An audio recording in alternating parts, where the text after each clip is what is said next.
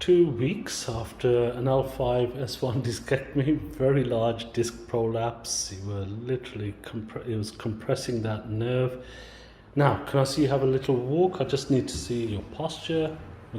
Okay, that's brilliant. And then the other way. Are you getting any pain when you're walking like that? Just in my heel. Just in the heel. Yeah. But you're walking so much straighter, and you're naturally walking. Yes. And that severe pain that you had before? Oh no, I don't have that pain. That's all gone. Yeah. It's just the numbness. It's numbness and the burning. And the burning. On the nerve, yeah. Great. And back again. Fantastic. That's really good. 2 weeks.